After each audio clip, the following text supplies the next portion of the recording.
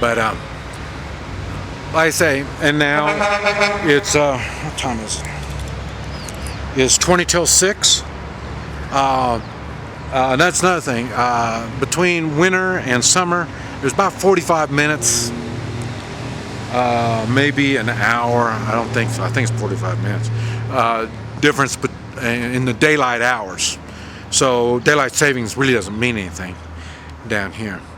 And many people don't even use a watch. People don't really care about time. Now, us in the upper class, we are concerned about time. So it's a little bit different with us.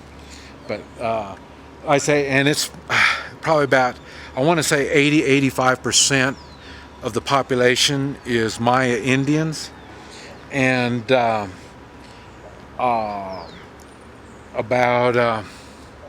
and they make up most of the poor class. Just about all of the poor class. The rich class really probably consists of, what I know to be really rich people. They really are rich. We're not rich. We're considered rich. But the people that really are rich, multimillionaires, there's probably less than 0.5%. So, it just depends on, I say, how you look at life. And I say, those really, really rich ones, most of them have bodyguards, and they live in gated communities with guards and stuff like that. So we're not, but we do have a fence and we do have a security guard. So that tells you we're a little bit richy. Right here, this used to be the drive that would go down, and it goes right around that wall, and that's where the bungalows would be, along there. I say that was all washed out, and see, they added all this dirt in here, and they raised it up, probably about 6 foot high. They probably raised 6 foot of dirt they put inside there. But down there they used to have bungalows all along here. So it was kind of neat. This is where I showed Xena.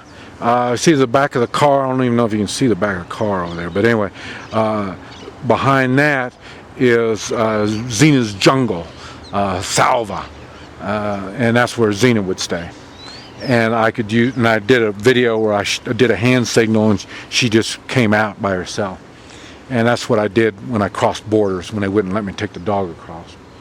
But and I say, so here's the housing that wasn't finished. And as I say, this house on the end is my wife's. And I say this all belongs to family members. All these houses do. And but anyway, now we've made full circle on the hotel. And I don't know if this is going to make sense to you when you see the videos, and how this is all set up.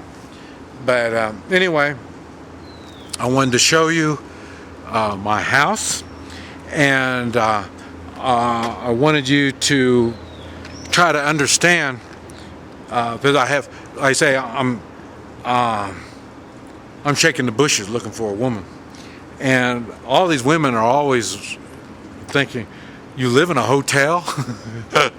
So it's really funny because they don't understand how you live in a hotel. And I say, right there, that's my house, the second floor. And I say we walked, the walkway that connects them is on the back side of the house. But it was kind of a getting used to process living in a hotel, because like I say, they had the bungalows down here, and so there'd be partying and making a lot of noise and having a lot of fun and I'm right up there. And matter of fact, my room is right there. It used to be that room right there in the corner. That used to be where my wife and I would stay. And her mother stayed in that whole floor, and her mother stayed on that end. On that end is the master bedroom. That's where she stayed. We stayed on that one corner. There's three bedrooms plus the master and master bedroom, 2 bathrooms, big dining room, big living room, kind of a small kitchen, and doesn't even have an oven. And like I say, that's any one of our bedroom would equal most people's houses down here. So I've had a fortunate life. It's hard to believe there was times when I was eating day-old donuts. It was, I was that poor. I had nothing. I had to eat day-old donuts. It's hard to believe that when we had the kids, or raising the kids, I was shooting squirrels and rabbits so we could eat. This is part of growing the way I see it. And it helps me appreciate whatever happens to me now. That's why sometimes, even now, I say after I go to a hurricane, going after a hurricane, I take a bath with a coffee cup and a 5-gallon bucket of water. That's how I take a bath. Right here, this is Zena's jungle. That's what it was. And there's the gate to get in, and I'd leave the door open. So it was funny because she wouldn't go out she wouldn't leave until I tell her. And then, you probably can't see it, but back there in the back, there's some steps. She could jump up on that, and jump up on that, and jump up, clear on up, and then she'd be up on the courtyard thing up there.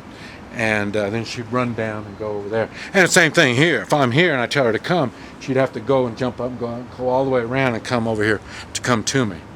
So, and that's how she'd get her exercise.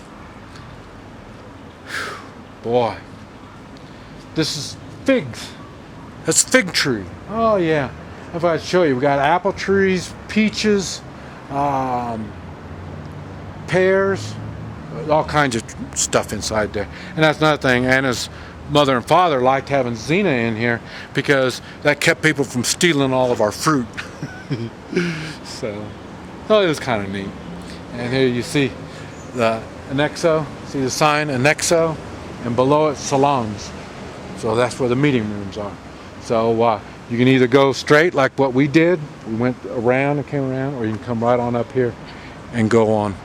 You can come right on up here and go up and around. So and this right here is a kitchen. But it's for the people that live here, is what that is. And here's the river. This is the river. See, it's all junky and nasty. Down here, they just throw their trash down. I don't. There's some things I can control, some things that are out of my control. Littering, I do not litter. Because that is something I can control. Everybody else wants to throw their trash out. You do what you're going to do. I don't. I try to do what I know to be best. That's where we're at back when I talk about morals, having good, strong morals, and using your morals. Even though everybody else is different than you, standing by your morals is you have to do it. This is how you get into it. Like I said, I don't know if this used to be Anna's house or not. I'm not sure. I'm not sure how that is.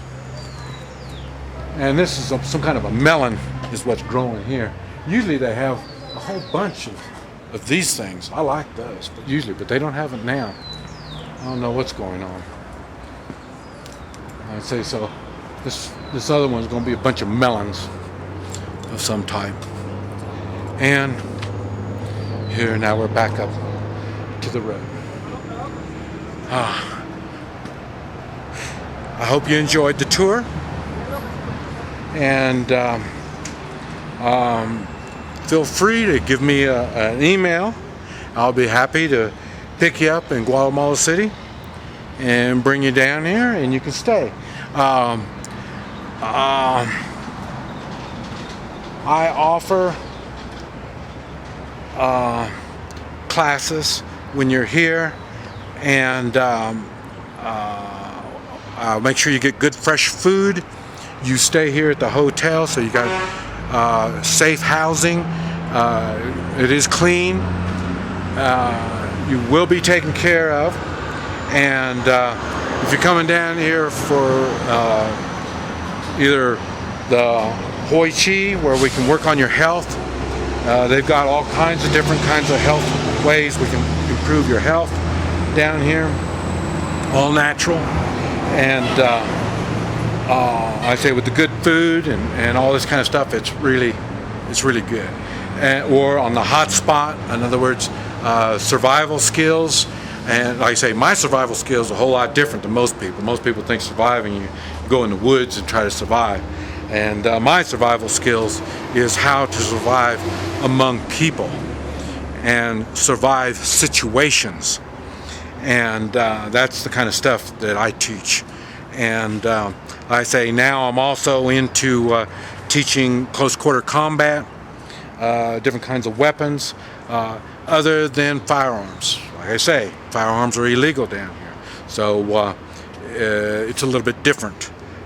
So we're not going to be doing so much firearms, but we'll do other stuff, and we'll enjoy ourselves. You'll see things, do things that you can't even imagine. You see out over here, they run cattle out there, so, but it's really nice, really nice. There's where I live, up there.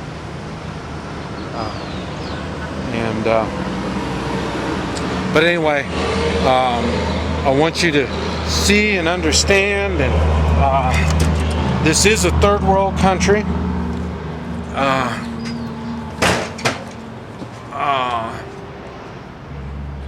But it's not near as bad as what you think. I say, I've shown you, I do my video in here because this is a mostly safe place. But you see when I get on the road, you can see there's places that I go that they're kind of tough. And now it's even worse when I'm in a car. When I was on a motorcycle, it was easier because I can get through a lot of places. Now it's a little tougher. And without Xena, it's a little tougher too. With Xena, it was better than having some big bodyguard with me. So, but I say, so things are different, and but it's a fun place. It's very unique compared to American standards, but and it's a lifestyle that is amazing. Most people can retire down here. That's another thing that I will teach you is how to find housing, how to get a maid.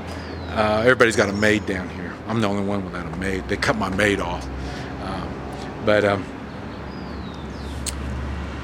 you can, I'll teach you everything you need to know in case you want to come down. Now this isn't gringo or American type stuff like Costa Rica. It's set up for Americans. I mean, they got like 100,000 Americans, probably more than that now, that have moved to Costa Rica, and they try to take their American ways with them. Your American ways don't work here. You will have to learn how the culture works. And that's why if you ever think about going to any place, moving out of any country, you need to go and spend 2 or 3 months living in that country to see if that's the kind of lifestyle and culture that you want to be living in. But like I say, it's different.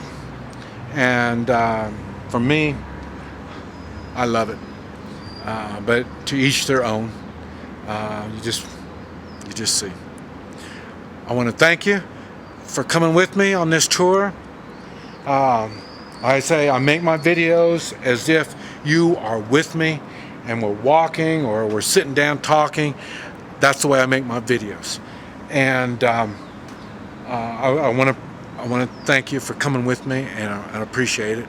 And I hope you learned something, not only about Guatemala, but you learned something about me, and you learned something about the culture, and I hope you learned a lot. This is Mike, NoStressMike.com.